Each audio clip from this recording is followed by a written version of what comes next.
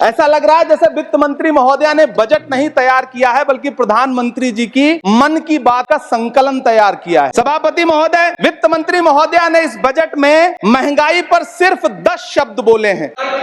मैंने तो यह भी सुना है कि वित्त मंत्री जी जो चीज खुद नहीं खाती हैं उसके दाम से उनका कोई लेना देना नहीं होता। इलेक्टोरल बॉन्ड खरीदने वालों के नाम छुपाने वाली सरकार इन दिनों आम के ठेला लगाने वालों के नाम जानना चाहती है। मुझे तो होटलों, ढाबों या आम के ठेलों पर नेम प्लेट लगवाने वालों से पूछना है कि कभी खून की बोतल पर देखा है किसी का नाम लिखा हुआ? मुझे पूछना है कि क्या कोरोना के दौरान अपनी उखड़ती हुई सांसों के लिए ऑक्सीजन तलाशने वाले किसी इंसान ने ऑक्सीजन लाने वाले किसी इंसान से पूछा था कि ऑक्सीजन लाने वाला इंसान मुसलमान है? जनता ने 63 सीटें कम क्या कर दी? ये सरकार तो अमृतकाल का नाम लेना ही भूल गई। किसानों से चिढ़ी हुई सरकार ने बजट में किसानों के एमएसपी की लीगल गारंटी नहीं दी। लेकिन याद रखिएगा, जो किसान का नहीं वो हिंदुस्तान का नहीं। कई उजड़ते हुए मकानों और बेघर होते हुए घरों को देख करके आपको नींद कैसे आती है, आप सो कैसे पाते हैं? ये बजट बैसाखी पर टिकी हुई सरकार का कुर्सी बचाओ बजट है। इस बजट में राज्यों के साथ, किसानों के साथ, नौजवानों के साथ, महिलाओं के साथ, देश के मिडिल क्लास के साथ अन्याय किया गया है। इमरान प्रतापगढ़ी। धन्यवाद सभापति महोदय। 83 मिनट 71 बार थपथपाई गई मेज, 14,417 शब्दों का बजट भाषण और उस बजट में अपने लिए राहत तलाशती मिडिल क्लास की हैरत ज़दा आंखें।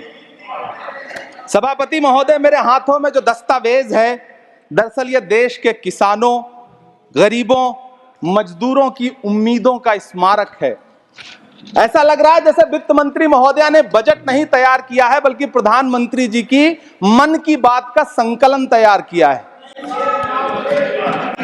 टूटा हुआ लश्कर का भरम देख रहे हैं, टूटा हुआ लश्कर का भरम देख रहे हैं और जिल्ले इलाही के करम देख रहे हैं। ताकत का नशा अक्ल पे हावी है तुम्हारी, तुम देख न पाओगे जो हम देख रहे हैं।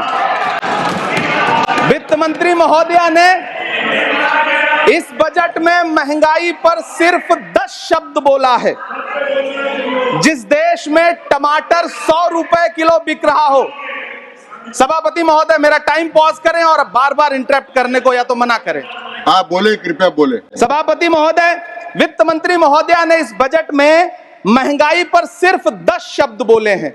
जिस देश में टमाटर 100 रुपए किलो बिक रहा हो उस देश की वित्त मंत्री के पास बजट में महंगाई पर बोलने के लिए सिर्फ 10 शब्द है।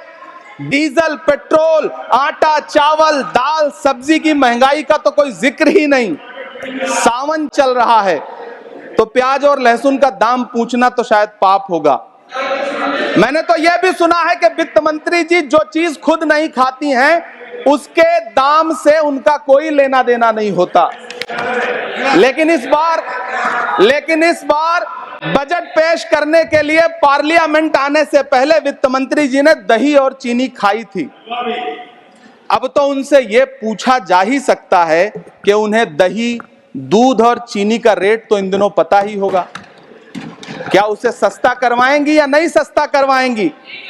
अगर पता है तो कृपया सस्ता करवाइए, क्योंकि इसी चीनी ने अमेठी में एक मंत्री महोदया का राजनीतिक कैरियर कड़वा कर दिया। सभापति महोदय, अपने शीश महलों में बैठे हुए सरकार के सांसद और मंत्री कह रहे हैं कि महंगाई कम हो रही है। संसद की कैंटीन से बाहर निकल करके एक चाय का कप खरीदिए, तब समझ में आएगा कि महंगाई कम हो रही है या बढ़ रही है। किसी एक दिन अपनी किसी मजदूर की तरह अपनी दिन भर की दिहाड़ी लेकर के बाजार जाइए और अपने बच्चों के लिए राशन खरीदिए, तब पता चलेगा कि महंगाई कम हो रही है या नहीं हो रही है। यहां बैठ करके बड़ी बड़ी बातें करना आसान है। ये चूनर धानी धानी भूल जाते, ये पुरवा की रवानी भूल जाते, जो आकर 4 दिन गांव में रहते तो सारी लंतरानी भूल जाते। सभापति महोदय, इलेक्टोरल बॉन्ड खरीदने के नाम छुपाने वाली सरकार, इलेक्टोरल बॉन्ड खरीदने वालों के नाम छुपाने वाली सरकार इन दिनों आम के ठेला लगाने वालों के नाम जानना चाहती है। मुझे तो होटलों, ढाबों या आम के ठेलों पर नेम प्लेट लगवाने वालों से पूछना है कि कभी खून की बोतल पर देखा है किसी का नाम लिखा हुआ? मुझे पूछना है कि क्या कोरोना के दौरान अपनी उखड़ती हुई सांसों के लिए ऑक्सीजन तलाशने वाले किसी इंसान ने ऑक्सीजन लाने वाले किसी इंसान से पूछा था कि ऑक्सीजन लाने वाला इंसान नहीं बोले, हिंदू है या सुने माननीय मुसलमान है? मुझे पूछना है कि लावारिश लाशों के लिए कोरोना में कांधा देने वाले, चिताओं के लिए लकड़ियां सजाने वाले किसी इंसान से पूछा गया था उसका नाम, उसका मजहब? लेकिन इन दिनों पूछा जा रहा है सभापति महोदय। अफसोस, देश के प्रधानमंत्री जी ने कभी न टूटने वाली चुप्पी ओढ़ ली है। सभापति महोदय, जनता ने 63 सीटें कम क्या कर दी, ये सरकार तो अमृतकाल का नाम लेना ही भूल गई। ये भूल गई है अमृतकाल को, ये भूल गई है मनरेगा को, ये भूल गई है मौलाना आजाद नेशनल फेलोशिप को, ये भूल गई है मणिपुर को, ये भूल गई है महाराष्ट्र को। मुझे गर्व है कि मैं राज्यसभा में महाराष्ट्र का प्रतिनिधित्व करता हूं।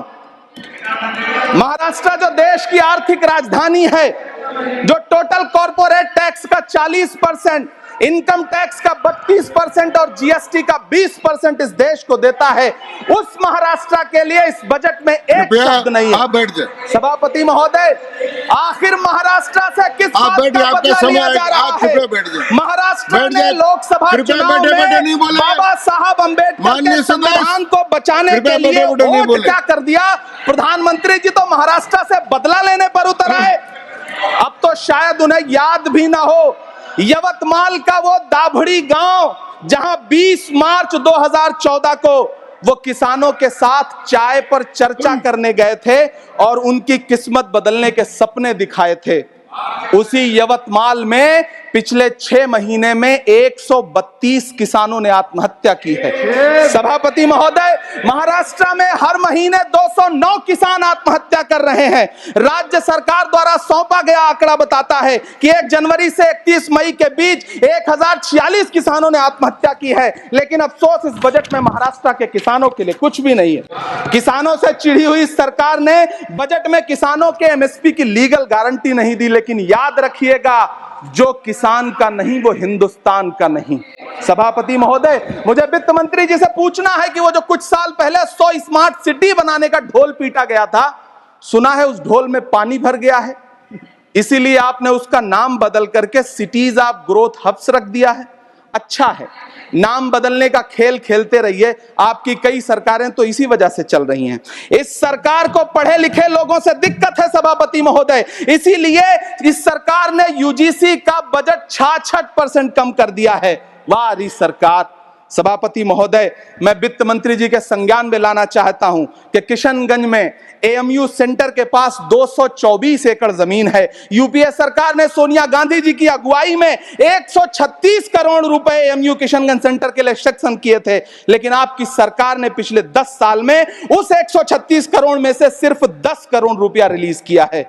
1.5 करोड़ की आबादी वाला सीमांचल बेहतर शिक्षा के लिए उस सेंटर की बाट जोह रहा है। मेरा आपसे सवाल है कि इस सेंटर का बाकी पैसा आप कब रिलीज करेंगे? मुझे उम्मीद है वित्त मंत्री महोदया जवाब जरूर देंगी। सीमांचल उसी बिहार में आता है जिसकी बैसाखी के सहारे आपकी सरकार चल रही है। वहां के लोगों को एम्स की जरूरत है। महानंदा और कोसी से होने वाली बाढ़ की तबाही को रोकने के लिए बांध बनाइए, सीमांचल के साथ सौतेला व्यवहार बंद करिए। इकोनॉमिक कॉरिडोर बनाने से किसी राज्य का विकास नहीं होगा, विकास होगा स्वास्थ्य और शिक्षा के बुनियादी मुद्दों के लिए बजट देने पर। सभापति महोदय, एक तरफ तो इस बजट में पीएम आवास योजना के तहत 3 करोड़ अतिरिक्त मकान देने की घोषणा है और दूसरी तरफ लखनऊ के अकबर नगर में 1280 वो मकान हैं जिन्हें रिवर फ्रंट बनाने के नाम पे बुलडोजर से जमींदोज कर दिया गया।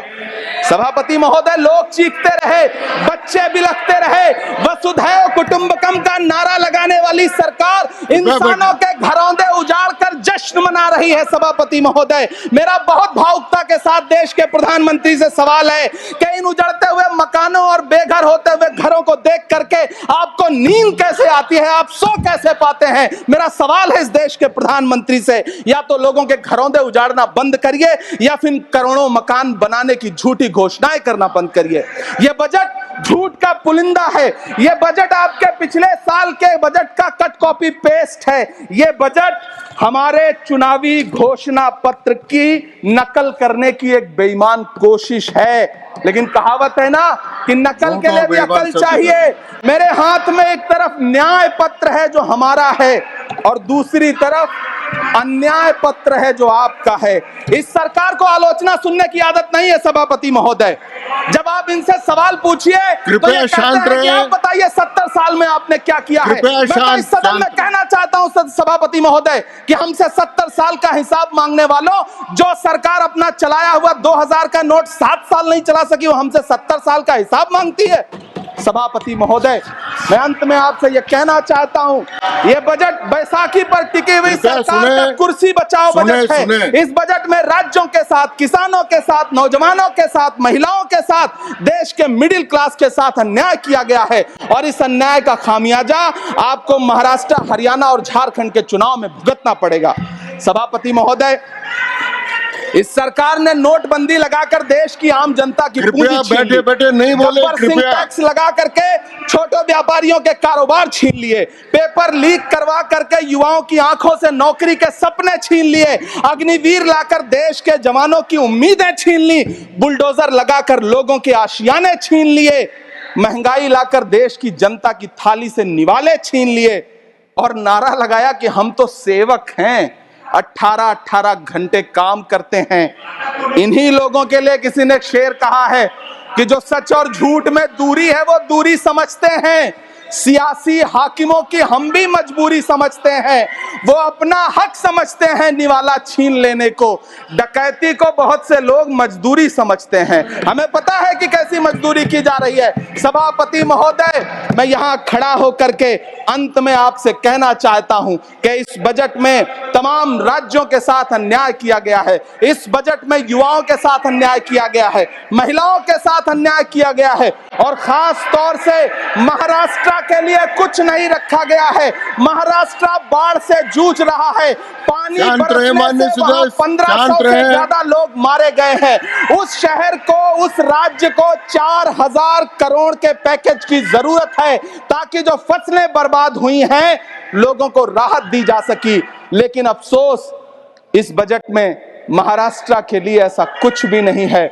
मैं आखिर में यह कहना चाहता हूं कि पिछले 7 दिन से इस बजट का बड़ा ढिंढोरा पीटा जा रहा है। इसे महान बताया जा रहा है, लेकिन कौन महान बता रहा है? सत्ता पक्ष के लोग, उन्हें तो बताना ही है। क्योंकि मैं अवध क्षेत्र से आता हूं, प्रतापगढ़ से, नीरज भाई भी अवध और पूर्वांचल से आते हैं। वहां एक कहावत है कि बिटिया की तारीफ किसने की? बिटिया की महतारी ने, यानी कि बेटी की प्रशंसा किसने की? मां ने। तो इस बजट की तारीफ सत्ता पक्ष करे तो करेगा ही, लेकिन विपक्ष के एक भी सांसद से आप पूछिए कि क्या उसके राज्य को कुछ मिला है, तो वो ये कहेगा कि नहीं, कुछ भी नहीं मिला है। बहुत बहुत धन्यवाद सभापति महोदय, मुझे आम बजट पर अपनी राय रखने के लिए धन्यवाद। नेशनल दस्तक की आपसे गुजारिश है कि अगर इसको बचाना चाहते हैं तो नेशनल दस्तक को सब्सक्राइब करने के लिए रेड कलर के सब्सक्राइब बटन को दबाएं, फिर बेल आइकन की घंटी दबाएं। नेशनल दस्तक को बचाने के लिए बहुत जरूरी है कि हर खबर को शेयर करें, लाइक करें, कमेंट जरूर करें।